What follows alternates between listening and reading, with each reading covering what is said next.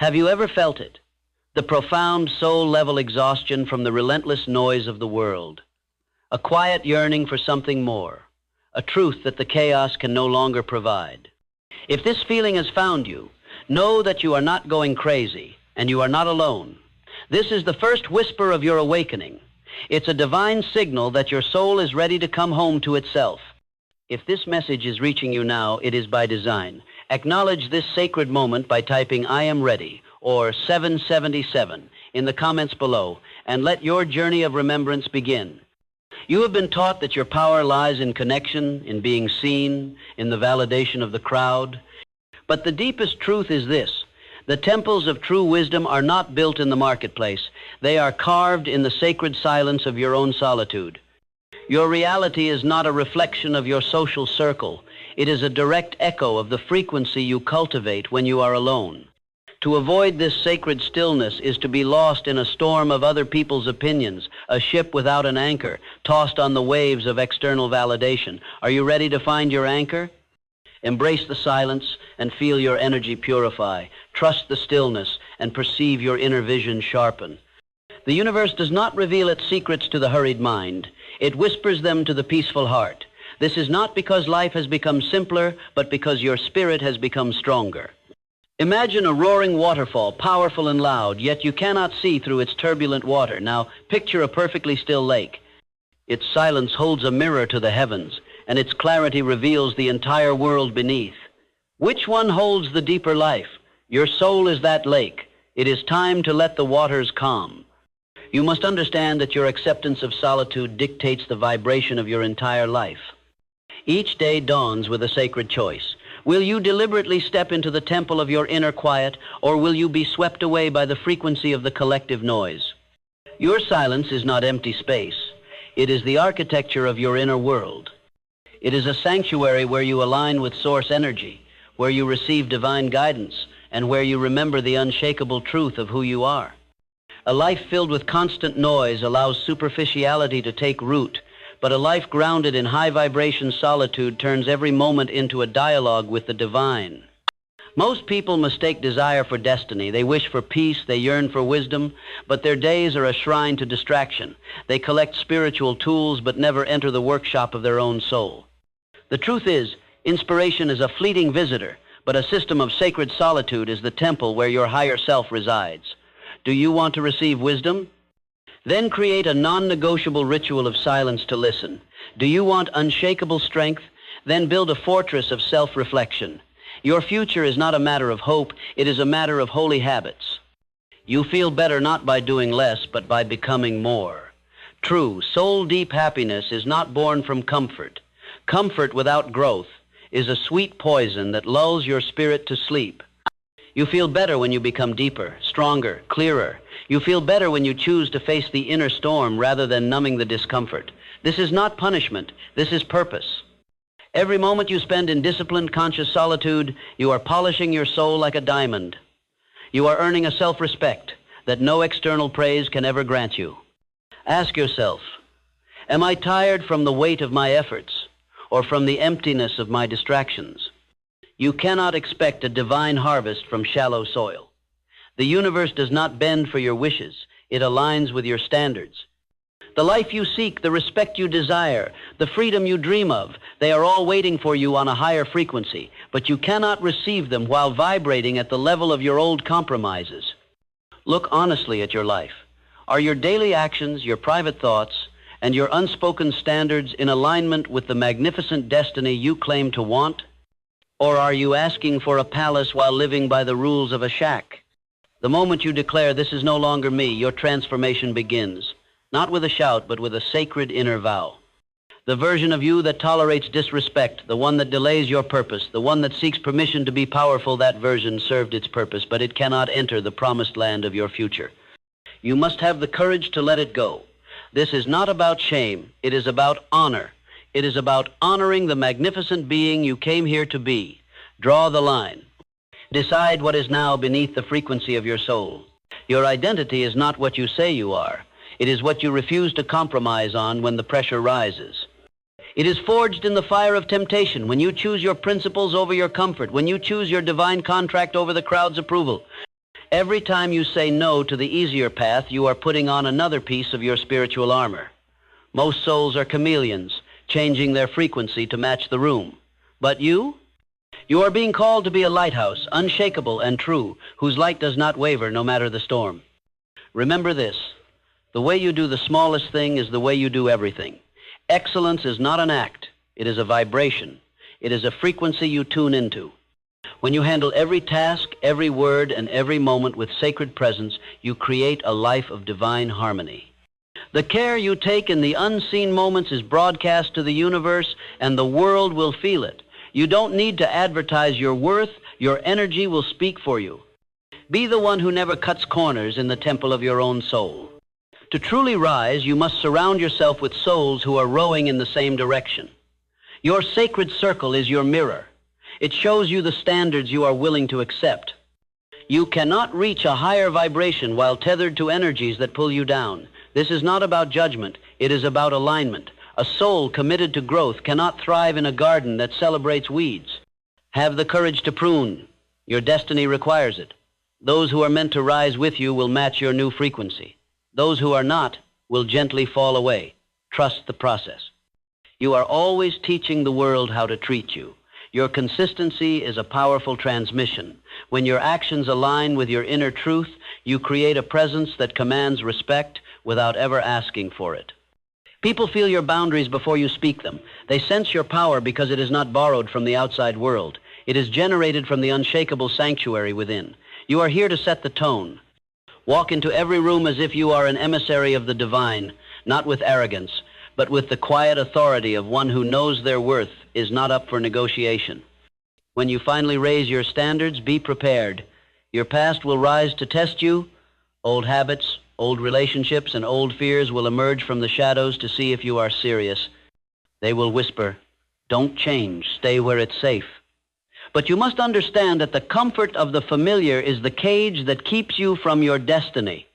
To evolve, you must be willing to burn the bridges to the person you are no longer. This is your great trial, and your victory lies in your refusal to turn back. Your standards are not real until they become non-negotiable. Anyone can be disciplined when they feel inspired. But who are you when you are tired? Who are you when no one is watching? That is where your true identity is revealed. A standard that bends with your mood is not a standard, it is a preference. Your principles must become the very DNA of your being. When you live this way, you are no longer reacting to life. You are a conscious creator, and your power becomes absolute. Every time you raise your standards, a new level of life rises to meet you. You do not chase opportunities. You become a magnetic force that draws them in. This is a universal law. The world does not give you what you want. It mirrors who you are. Become so aligned, so clear, and so rooted in your own divine worth that you become undeniable.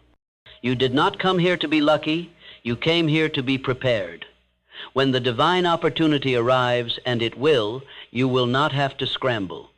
You will walk through the door with the quiet grace of one who knows they belong.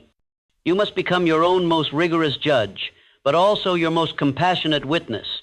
Before the world gets a chance to measure you, you must measure yourself against your own highest potential. At the end of each day, in the sacred quiet, ask your soul, did I live in alignment with my truth today? Did I honor the promises I made to my higher self? The peace that comes from an honest yes is a power no one can take from you. This is the source of unshakable confidence. It is earned in the shadows, so you can shine in the light. In the end, there are only two paths. You either rise by conscious decision or you fade by passive drifting. Growth is not the default setting for a human life. Decay is. Without a deliberate, soul-aligned choice to evolve, you will naturally be pulled back into the currents of comfort and mediocrity. Do not wait for a crisis to choose. Choose now. Anchor yourself to your highest standards. Defy the drift. Every disciplined act is a prayer in motion, a declaration to the universe that you are ready for the life that is waiting for you. What you accept in private will ultimately define you in public. The world only sees the finished product, but the universe sees the process. It sees the integrity you held in the dark, the extra effort you gave when no one was looking, the promises you kept to yourself. These are not small things. These are everything. They are the invisible threads that weave the fabric of your destiny. Your public reputation is simply a shadow cast by your private character. Make sure the source of that shadow is brilliantly illuminated with honor. If you do not respect your time, the universe cannot respect your mission. Time is the sacred vessel for your life's purpose. If you allow it to be filled with meaningless distractions and the priorities of others, you are signaling that your own destiny is not important. Guard your focus as a temple. Guardian protects a holy flame. Every moment must be an investment in your becoming. When you treat your time with this level of reverence, the world will begin to treat your presence as a precious gift. Low standards may feel like a sanctuary, but they are a prison in disguise. The comfort they offer is a cage that keeps your soul from soaring. True safety is not the absence of storms. It is the presence of an unshakable fortress within. That fortress is built day by day, with every act of discipline, every choice for growth over ease. Do not wait for the storm to see if your walls will hold. Build them now, with the stones of non-negotiable standards, and you will be ready for anything. Your life does not get better by chance, it gets better by change. And that change begins when you decide what is no longer in alignment with your soul. Do not just change your goals, elevate your standards. Declare that the old version of you is complete. This is not an act of rejection, but an act of rebirth. True power is not found in what you chase. It is found in what you are no longer willing to tolerate. Make that decision, and your new life has already begun. Hold the line. When you raise your standards, the universe will test your resolve. It will send storms of doubt and seasons of silence to see if you will bend. Most do. But if you hold the line, if you defend your new frequency with unwavering faith, life will have no choice but to reorganize itself around you. The world doesn't yield to wishes, it yields to conviction. Your determination is the most powerful force in the universe. There is one sacred truth that governs all of creation. Your life does not rise to the level of your hopes. It rises to the level of your standards. When you demand the highest and best from yourself in every quiet moment, you send a vibration out into the cosmos that says, I am ready. So raise your standards, hold the line, and watch as the universe conspires to meet you exactly where you stand. Your destiny is not a gift, it is a mirror. Show it the most magnificent version of you. Have you ever felt it? The profound exhaustion that comes not from a long day's work, but from navigating a world filled with emotional turbulence. You believe peace is a luxury found only in quiet moments. But what if I told you that true, unshakable calm isn't found in silence, but forged in the very heart of conflict? The secret isn't learning to avoid difficult people. It's mastering yourself so deeply that no one's chaos can disturb your inner sanctuary. This calm is not passivity. It is your ultimate power. It sharpens your mind, armors your spirit, and commands a respect that loudness never will. If this sacred truth resonates with you, declare your intention by typing I am ready or the frequency 777 in the comments below. Let us know you are here to reclaim your peace. You have been conditioned to believe that the loudest voice holds the power, that the most aggressive energy wins the room. But I ask you to look again with eyes that see beyond the noise. The one who remains centered while others are spinning in chaos. The one whose presence is a silent, steady anchor in a raging sea. That is the one who truly commands the space. Your nervous system is not a fixed reality. It is a divine instrument that can be tuned. Just as a muscle grows stronger under resistance, your composure, your sacred stillness is magnified under the friction of life's challenges. You have, perhaps unknowingly, allowed the moods of others to become your own. Their urgency has been the frantic beat to which your heart has learned to race, but that ends now. To reclaim your divine sovereignty, you must detach your sense of self from the shifting sands of external events. A disagreement is not an assault on your soul. A disrespectful tone does not diminish your infinite worth. You must anchor your identity in your eternal purpose, not in fleeting emotional currents. This is the sacred alchemy that transforms a mere reaction into a conscious, powerful response. Imagine yourself in a meeting where the energy is thick with tension. Voices rise, accusations are hurled like daggers, but you do not join the frenzy. You do not defend, you do not attack. You speak with a deliberate, slow-paced clarity. You listen with your entire being before you utter a single word. And in your stillness, the storm outside begins to lose its power, because your inner peace has disrupted its chaotic rhythm. True calm is not a gift you are born with. It is a skill you must train for. No soul enters this world radiating patience. We arrive crying, demanding, reacting. But you are not just your primal instincts. You are a conscious creator, capable of being retrained, reconditioned, reborn. You can learn to lengthen the sacred pause between a trigger and your response. You can learn to observe the world without judgment. Many will cling to their tempers as a part of their identity, saying, "I just have a short fuse." But a fuse, my friend, can be lengthened.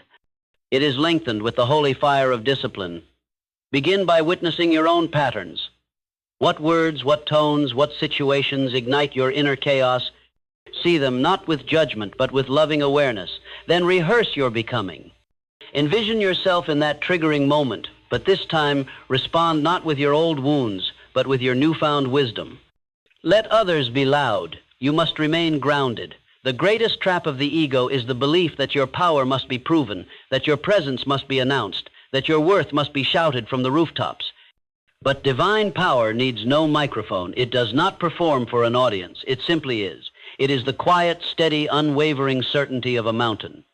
You have seen those who beat their chests with bravado, who interrupt to dominate, who speak endlessly because they are terrified of what the silence might reveal about them.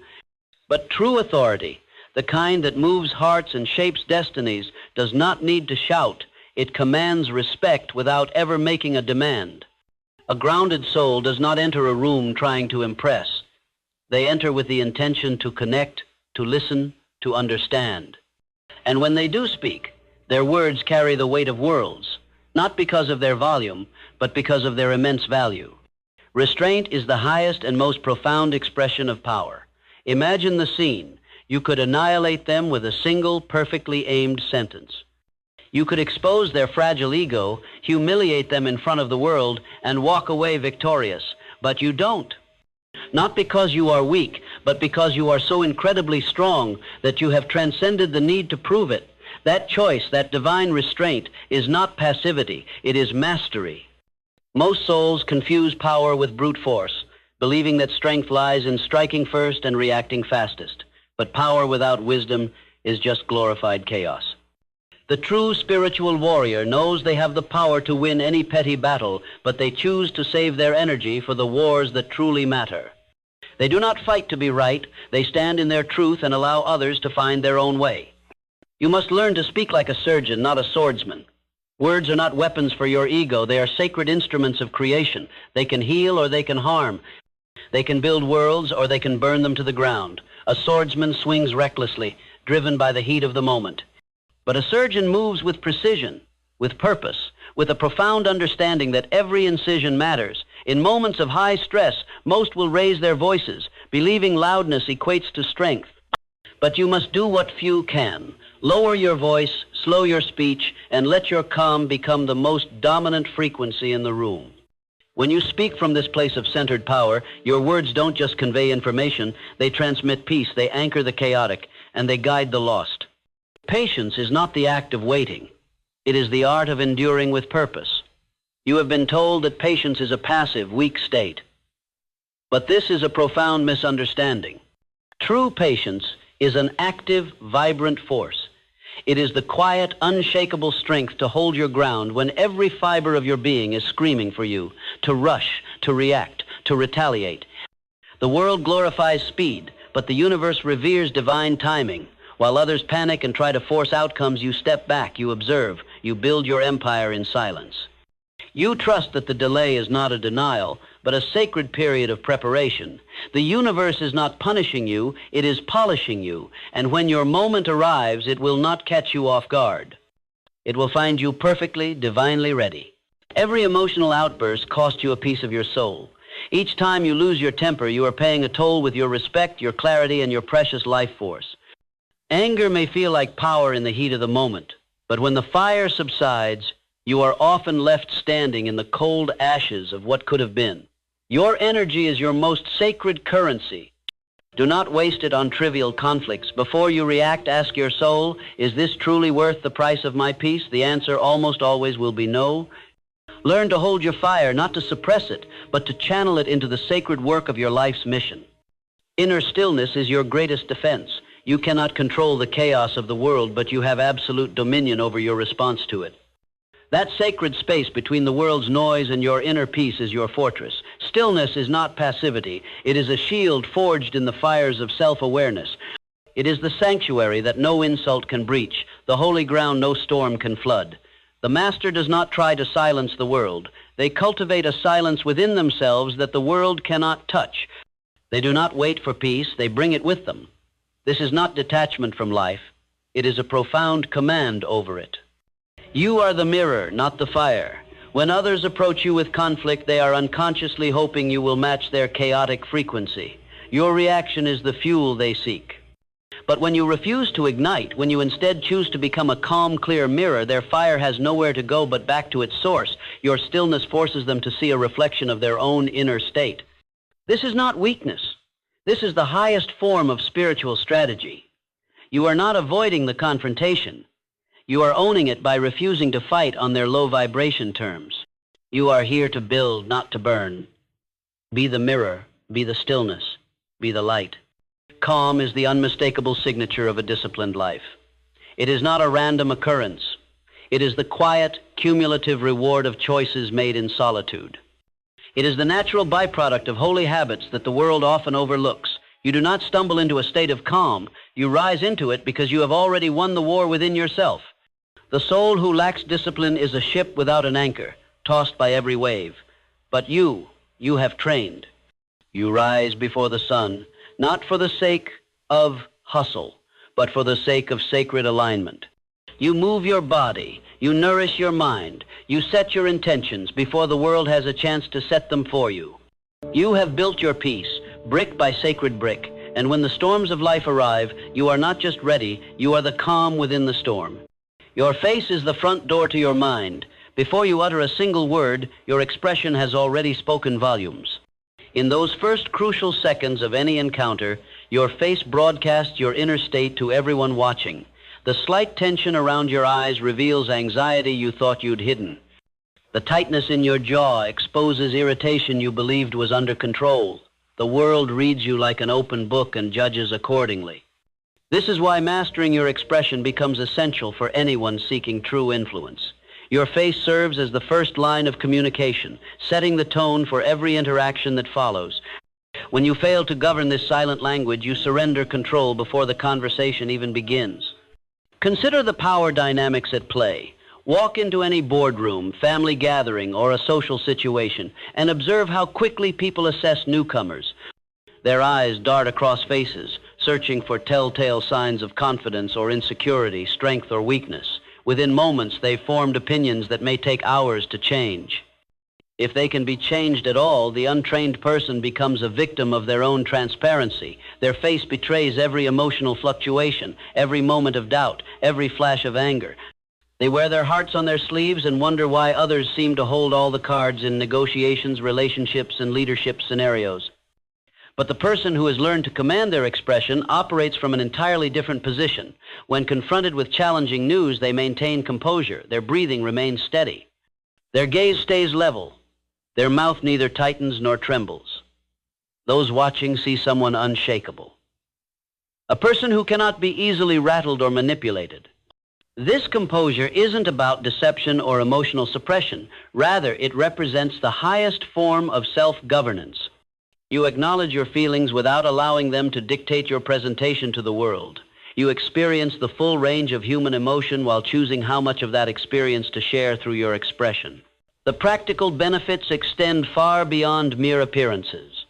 When you maintain a calm countenance during crisis, others instinctively look to you for guidance.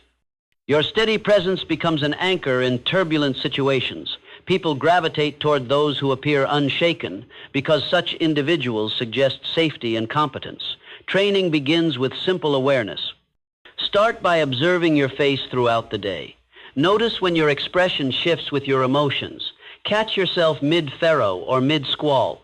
Practice relaxing your facial muscles consciously. Stand before a mirror and rehearse maintaining neutrality while imagining provocative scenarios. Pay particular attention to your eyes. They often betray what your mouth conceals.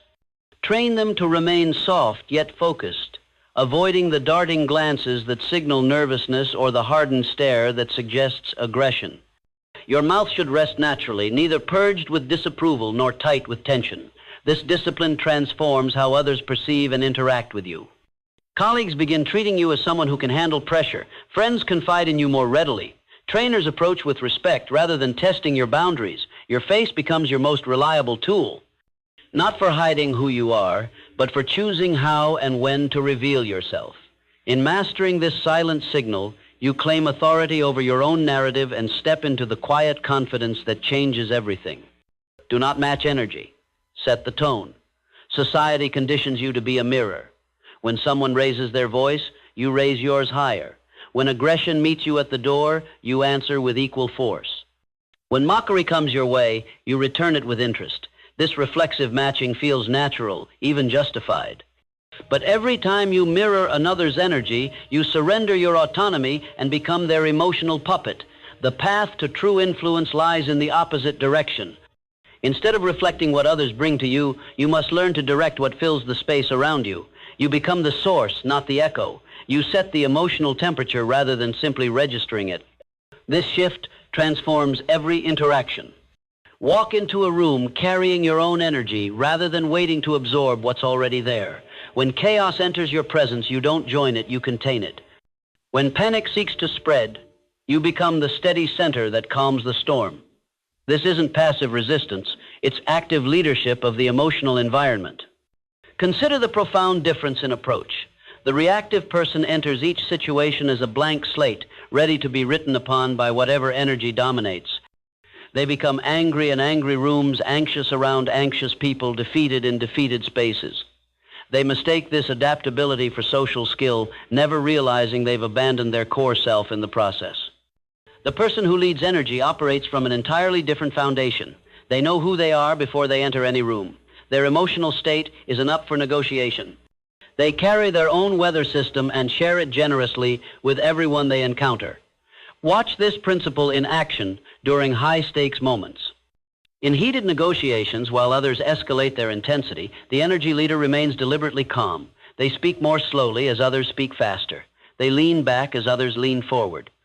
Their composure becomes magnetic, drawing the room towards stability rather than chaos. The same dynamic applies in personal relationships. When someone approaches you with frantic energy, seeking to transfer their anxiety, you have a choice. You can absorb their state and become equally frantic, or you can offer them the gift of your groundedness. Your calm presence becomes an invitation for them to find their own center.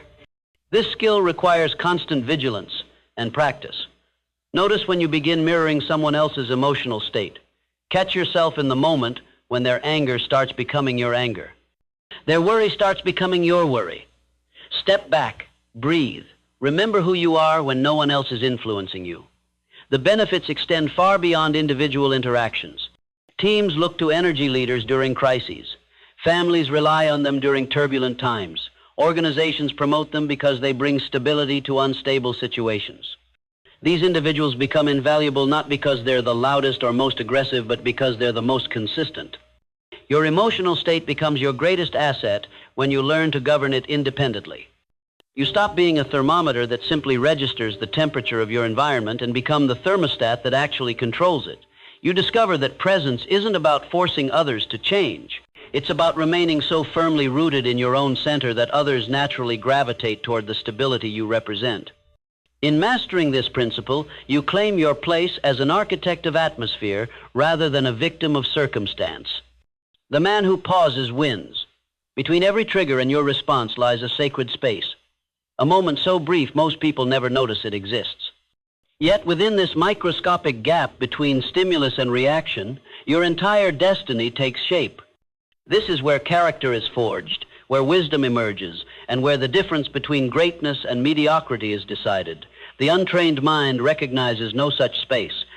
It experiences the world as one continuous stream of automatic reactions. Someone cuts them off in traffic, and they immediately lean on the horn. A colleague makes a cutting remark, and they fire back without hesitation.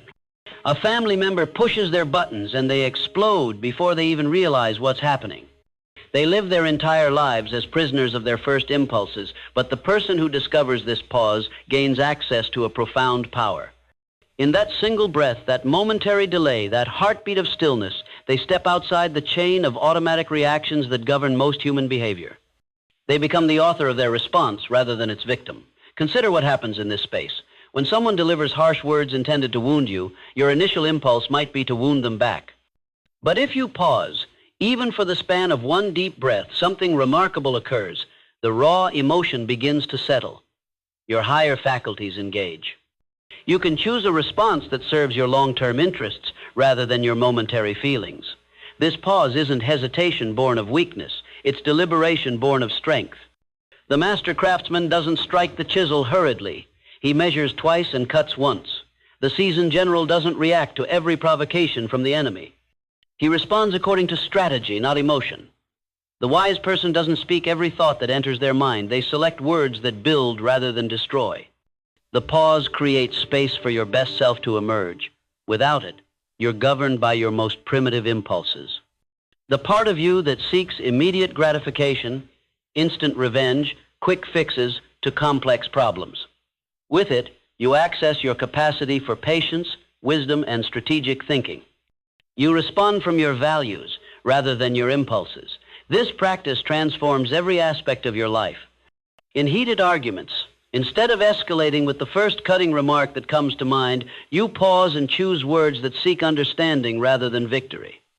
In moments of temptation, instead of acting on immediate desire, you pause and consider the consequences. In times of fear, instead of running or freezing, you pause and find your courage. The pause also serves as a filter for external pressures. When someone demands an immediate decision trying to rush you into action, the pause allows you to recognize manipulation. When emotions run high and everyone else is swept away by the moment, your pause keeps you anchored to what truly matters. The pause doesn't make you slow, it makes you precise. It doesn't make you weak, it makes you powerful. Because while others remain slaves to their immediate reactions, you become the master of your responses, and therefore the architect of your destiny. The strongest person is the one who can remain calm under disrespect. When someone treats you poorly, they reveal everything about themselves and nothing about you. This is perhaps the most liberating truth you can embrace in a world where offense seems to lurk around every corner. Consider the nature of respect itself. Anyone can be pleasant when they're receiving praise, acknowledgement, or kindness. A child can smile when given candy. But what happens when that same person faces mockery, dismissal, or outright hostility? That moment, that precise instant, when disrespect lands at your feet, becomes a crossroads that defines your character. Most people instinctively reach for retaliation. The impulse feels natural, even justified. Someone insults you, so you insult them back. Someone dismisses your ideas, so you attack theirs. Someone treats you as if you don't matter, so you make sure they know exactly what you think of them. But here's what happens when you follow that impulse. You surrender your power. The moment you react with equal disrespect, you've essentially said, your behavior determines my behavior. Your emotions control my emotions. You are in charge of who I become in this moment. You've handed them the remote control to your inner state, but you are not a puppet. Your responses belong to you alone. When disrespect comes your way, pause and look deeper. What you're witnessing isn't really about you at all. It's a window into someone else's inner world. Their insecurities, their pain, their lack of self-retrol. Secure, confident people don't feel the need to diminish others. Those who have found peace within themselves don't seek to create chaos in others. Think of disrespect as a mirror held up by the other person. But instead of reflecting your inadequacies, it reflects theirs. Their need to belittle reveals their own feelings of inadequacy. Their mockery exposes their own fears of being mocked. Their dismissal of your worth betrays their struggle with their own sense of value. Fix this scenario. You're walking through your neighborhood when someone deliberately bumps into you, mutters something crude, and tries to provoke a confrontation. You have a choice. You can take the bait, escalate the situation, and prove to everyone watching that this stranger has the power to transform you into someone you're not, or you can do something remarkable. You stop, you look them in the eye with calm awareness, you say nothing, you continue on your way. The bystanders don't see weakness in your restraint, they see mastery. They witness someone who cannot be shaken, cannot be controlled, cannot be reduced to the level of petty conflict. Your silence speaks louder than any comeback ever could. This isn't about being passive or accepting abuse. It's about understanding that your inner peace is too valuable to trade for the temporary satisfaction of putting someone in their place. It's about recognizing that your energy is too precious to waste on people who haven't earned the right to influence your emotional state. How often have you let someone's careless words hijack your entire day? How many hours have you spent rehearsing arguments, crafting perfect comebacks, or seething over disrespectful treatment? That time belongs to you, not to them. Freedom from the need to react is perhaps the greatest strength you can develop. When you truly understand that others' opinions and behaviors are reflections of their inner world rather than judgments on yours, you become unshakable. You become free. Silence is not submission, it's strategy. We live in a world that mistakes volume for value, where speaking your mind has become a badge of honor and staying quiet is seen as surrender. You've been conditioned to believe that every thought deserves voice. Every opinion requires expression, and silence signals weakness. But this belief system has led to a culture of noise, where words have lost their impact and conversations have devolved into competing monologues. What if everything you've been taught about silence is wrong? True power doesn't announce itself with a megaphone. It doesn't need to justify its presence or defend its position at every opportunity. Real strength often moves in silence, observing, calculating, and choosing its moments with surgical precision.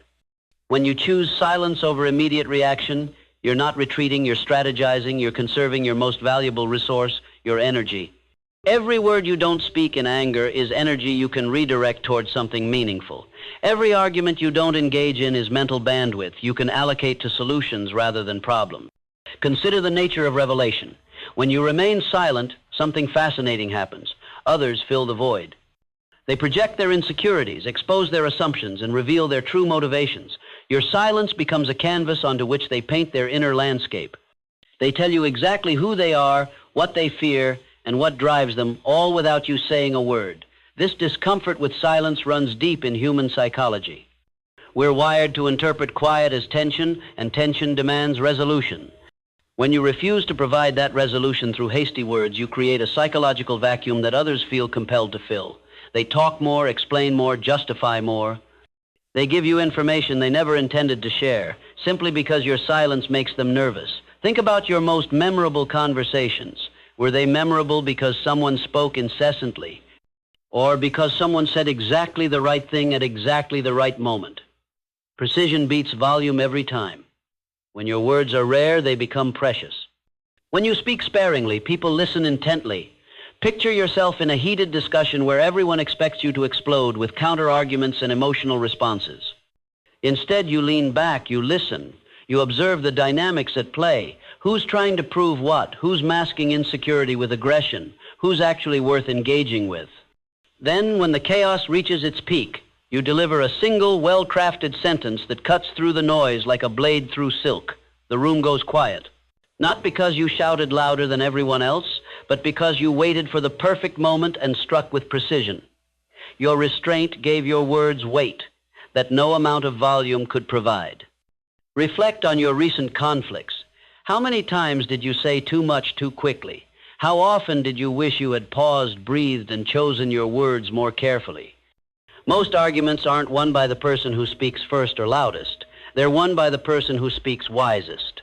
Mastering strategic silence transforms you into someone unreadable and unshakable. You become a mystery that others can't solve through casual observation. They can't predict your reactions because you don't react, you respond. And responses, unlike reactions, are deliberate. This doesn't mean becoming mute or passive. It means understanding that your voice is a tool, not a compulsion. Sometimes the most powerful thing you can do is nothing at all. Sometimes the strongest position is the one that requires no defense. When you embrace this discipline, you discover that silence isn't empty. It's full of potential. It's pregnant with possibility. It's the pause before the lightning strike, the inhale before the decisive blow, the calm before you change everything with a single perfectly timed word. Your enemies will exhaust themselves trying to provoke you. Your critics will tire themselves attempting to read your thoughts. Meanwhile, you remain centered, strategic, and in complete control of when and how you engage. Because true mastery isn't about having something to say in every moment. It's about knowing which moments deserve your voice. You don't owe a reaction, you owe a response. In the milliseconds between provocation and your response lies the difference between mastery and mediocrity, between wisdom and weakness, between controlling your life and having your life controlled by others. This tiny gap, barely perceptible to most people, is where your true power resides. Understanding the distinction between reacting and responding is fundamental to reclaiming authority over your own existence. A reaction is your nervous system on autopilot. It's the ancient part of your brain that evolved to help you survive immediate physical threats, now misfiring in response to criticism, disrespect, or challenging situations. When you react, you're operating from a place of urgency and emotion, driven by impulses that bypass your rational mind entirely. A response, however, is consciousness in action. It's the deliberate choice to engage your higher faculties before opening your mouth or taking action. When you respond, you're acknowledging that you have options, that you can choose how to engage with any given situation. You're exercising the uniquely human capacity to pause between stimulus and action. Society has programmed you to believe that immediate reaction equals strength, that hesitation signals weakness, and that the fastest comeback wins the day. You've been trained to defend yourself instantly, retaliate automatically, and justify your position without pause. But this conditioning has turned you into a predictable machine that others can manipulate simply by knowing which buttons to press. Consider how this plays out in your daily life. Someone cuts you off in traffic and your immediate impulse is to honk, gesture, or curse. Someone criticizes your work and you instantly launch into defensive explanations. Someone challenges your opinion and you immediately argue back. In each case, you've surrendered your power to choose your response. You've become a puppet dancing to someone else's tune. But you are not a machine programmed to execute automatic responses. You are a conscious being capable of choice in every moment. No external circumstance can force a particular reaction from you unless you granted that power. This is perhaps the most liberating realization you can have, that your responses always belong to you, regardless of how others behave. People will test this principle regularly. They'll probe for your trigger points, push your boundaries, and attempt to provoke reactions that serve their purposes rather than yours. When you react predictably, you become entertainment for them. You validate their ability to control your emotional state, and you give them exactly what they're seeking, proof that they can manipulate you. When you choose to respond instead of react, you fundamentally alter the dynamic. You refuse to play the game by their rules. You force them to deal with someone who cannot be easily controlled or predicted. Imagine someone publicly accuses you of something untrue, something that strikes at your reputation and integrity. Your immediate impulse might be to defend yourself vigorously, to correct the record with passion and urgency. But what if instead you simply smiled? What if you paused, maintained eye contact, and asked a clarifying question? Help me understand what led you to that conclusion. In that moment, you've shifted the entire interaction. Rather than becoming defensive, you've become curious. Instead of reacting to their provocation, you've responded with genuine inquiry. You haven't given them your fire, you've given them your composure. And often, that composure is far more unsettling to an aggressor than any heated response could be. The regrets that haunt most people aren't about the things they didn't say. They're about the things they said too quickly. Those moments when anger spoke before wisdom, when hurt lashed out before healing, when pride responded before patience. These regrets are valuable teachers showing you the cost of choosing reaction over response. Developing this skill requires intentional practice. Start small when someone calls you bad that irritates you. Don't respond immediately. Let it sit for 10 minutes. Count to 3 before answering questions in meetings. Take a breath before defending yourself in arguments. These micro-pauses create space for your conscious mind to engage. The goal isn't to become slow or hesitant. It's to become deliberate. It's to reclaim those crucial seconds between trigger and action, transforming them from moments of vulnerability into moments of power. True strength isn't found in the heat of immediate reaction. It's cultivated in the cool space of conscious choice. That's where your real power begins and where your authentic self emerges from, beneath the layers of conditioned responses. Emotional control is your leadership badge. True leadership has nothing to do with titles, corner offices, or the ability to shout orders. It has everything to do with the mastery you exercise over your own inner world when the outer world descends into chaos. People don't follow those who make the most noise. They gravitate toward those who remain unshakable. When everything around them is falling apart, the connection between emotional control and leadership isn't coincidental, it's fundamental. A person who cannot govern their own emotional responses cannot be trusted to govern anything else. How can you lead others through uncertainty if you cannot lead yourself through your own inner turbulence? How can you provide stability for a team if you yourself are a storm waiting to happen? Leadership begins in the space between your ears. In the quiet moments when you choose composure over chaos, principle over panic, it starts with a discipline to pause when others rush, to breathe when others hyperventilate, to think when others simply react. This internal leadership, this sovereignty over your own emotional landscape, becomes the foundation upon which all external leadership is built. Your energy precedes you into every room, every conversation, every interaction. Before you speak a single word, people are already reading the emotional frequency you're broadcasting. If you walk in carrying anxiety, frustration, or barely contained anger, others will sense it immediately. They'll tense up, put their guards up, and prepare for conflict. But if you enter with genuine calm and centered presence, something different happens. People relax, they lean in, they become more open to influence because they feel safe in your emotional field. Consider the great leaders throughout history, not the tyrants who ruled through fear, but the ones who inspired genuine followership. What they shared wasn't charisma or perfect speech-making.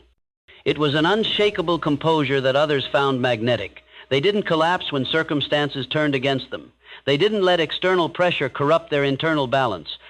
They maintained their center when everyone else lost theirs. This composure isn't about suppressing emotions or pretending to feel nothing.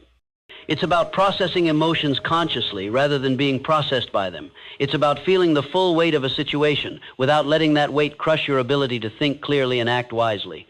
Picture a crisis unfolding in your workplace, your community, or your family. Voices are raised, panic is spreading. People are looking around desperately for someone to take charge, someone to provide direction. In that moment, the person who steps forward isn't necessarily the one with the most experience or the highest position. It's the one who has maintained their emotional equilibrium while others have lost theirs. They don't shout to be heard above the chaos. They speak quietly, and others quiet down to listen. They don't rush to action. They assess the situation calmly and then move with purpose. They don't blame or criticize. They focus on solutions. Their composure becomes contagious, spreading stability through a group that desperately needs it. This kind of leadership isn't dramatic or flashy. It doesn't announce itself with grand gestures or inspiring speeches. It simply shows up as steady presence in the midst of instability. It manifests as the person who doesn't need to raise their voice to command attention, who doesn't need to create drama to generate respect, who doesn't need external validation because they've found internal stability. The cultivation of this emotional mastery starts with small, daily practices. It begins with speaking more slowly when you're frustrated, sitting straighter when you're anxious, and breathing deeper when you're angry. It involves catching yourself in moments of emotional reactivity and choosing a different response. It means training your body to reflect the kind of steadiness you want your mind to embody. Every interaction becomes an opportunity to practice this discipline. Every challenging conversation, every stressful situation, every moment when you feel your emotions rising becomes a chance to strengthen your emotional leadership muscles. The goal isn't to become emotionalists, it's to become emotionally intelligent, aware of what you're feeling while maintaining the capacity to choose how you'll express and channel those feelings. When you develop this kind of emotional sovereignty, something remarkable happens. People begin to see you differently. They start turning to you in difficult moments, not because you have all the answers, but because you maintain your center when others lose theirs. They respect you not for your position or your credentials, but for your presence and your composure. True leadership is earned in the moments when everyone else is falling apart and you remain whole. Your mind is a battlefield. Guard it daily. The greatest battles you'll ever fight won't happen on any battlefield visible to others. They'll take place in the quiet theater of your own consciousness, where competing voices vie for control of your attention, your energy, and ultimately your destiny. Your most formidable adversary isn't the person who challenges you publicly or the circumstances that seem stacked against you. It's the internal narrator that interprets every slight as an attack, every setback as evidence of your inadequacy, every moment of quiet as an opportunity for self-doubt. This inner voice masquerades as your protector, whispering urgent warnings about threats to your dignity and reputation. It tells you that respect must be defended, that insults demand retaliation, that backing down from any confrontation equals weakness. But this voice, however convincing it may sound, is not your ally. It's the enemy of your peace, the saboteur of your progress, and the architect of unnecessary conflicts that drain your energy without advancing your purpose. The voice speaks in the language of immediate emotion, urgent reaction, and righteous indignation. It says things like, "You can't let them get away with that, and what will people think if you don't respond?" It creates elaborate narratives about respect and reputation. It's convincing you that your worth depends on winning every verbal sparring match and correcting every misperception. But this voice confuses volume with strength, reaction with resolve, and conflict with courage. Learning to recognize this voice is the first step toward freedom from its influence. The second step is understanding that you have a choice about whether to listen to it. You are not obligated to follow every thought that enters your mind or act on every emotion that surfaces in your consciousness. You can observe these mental visitors without inviting them to stay for dinner. Your mind is indeed like a garden, and you are its sole gardener. Every day you're planting seeds through the thoughts you entertain, the stories you tell yourself, and the mental habits you reinforce. When you repeatedly water thoughts of resentment, they grow into bitter forests that block out light. When you nurture insecurity, it spreads like weeds, choking out confidence and clarity. But when you consciously plant thoughts of peace, purpose, and perspective, you cultivate an inner landscape that supports, rather than sabotages your goals. This process requires constant vigilance.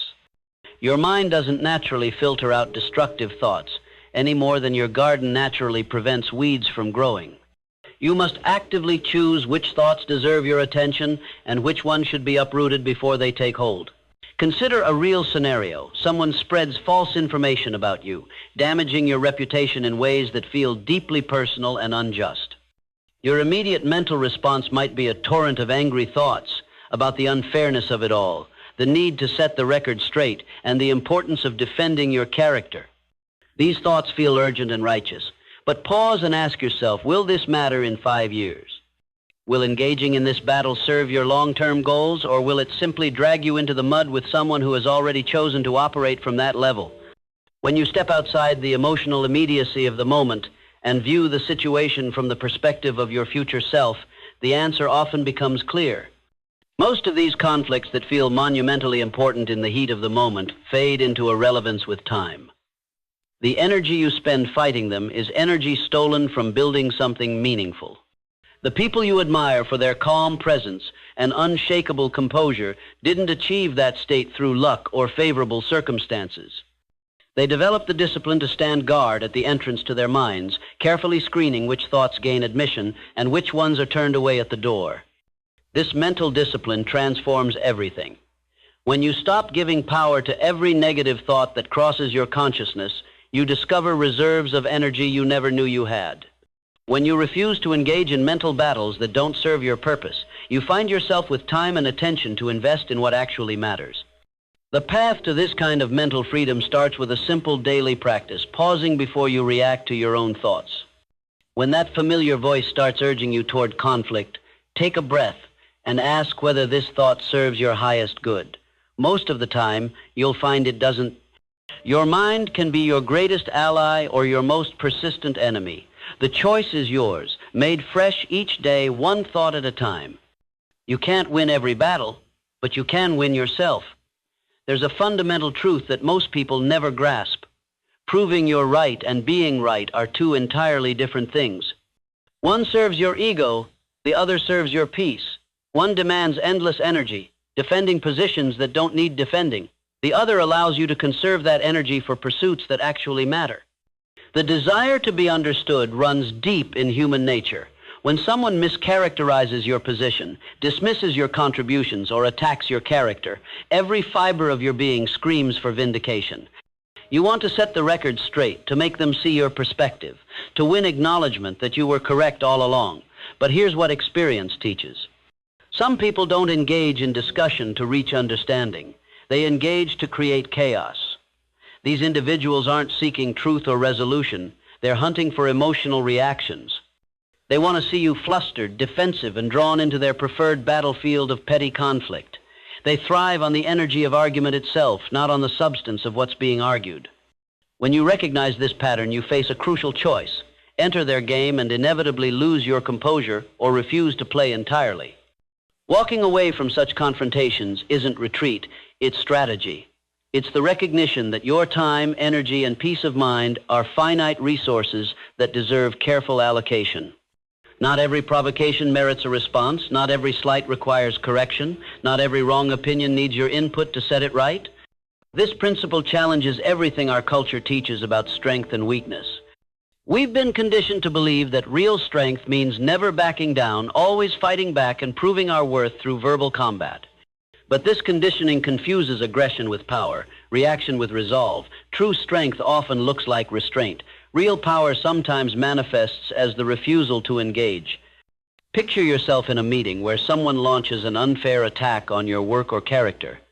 Your instinct might be to defend yourself vigorously, to correct every misstatement, to ensure everyone in the room knows the truth.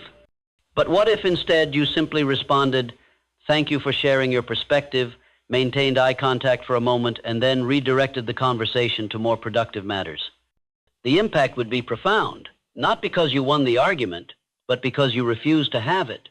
This approach requires a fundamental shift in how you define victory. Most people measure success in these situations by whether they got the last word, whether they made the other person look foolish, or whether they convinced bystanders of their position. But these are hollow victories that often come at great cost to your inner peace and long-term reputation. Real victory lies in maintaining your composure when others lose theirs. It's found in staying focused on your mission while others get distracted by petty conflicts.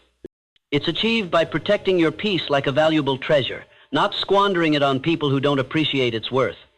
The habit of walking away from unnecessary battles creates space for what truly matters. Instead of spending hours rehearsing arguments or crafting perfect comebacks, you can invest that mental energy in building something meaningful. Rather than getting caught up in the drama of who said what to whom, you can focus on becoming the person you want to be. When you win the battle against your own impulse to engage in every conflict, external losses become irrelevant. Your sense of worth stops depending on others' acknowledgement of your rightness, and your peace stops being contingent on winning every verbal sparring match. The strongest people aren't those who never walk away. They're those who know exactly when walking away is the most powerful thing they can do. If you're tired of being thrown off by difficult people, it's time to take back your power. Learn how to control your emotions, respond with clarity, and remain unbothered no matter who you're dealing with. Master this calm, and you'll lead every situation with strength, silence, and certainty.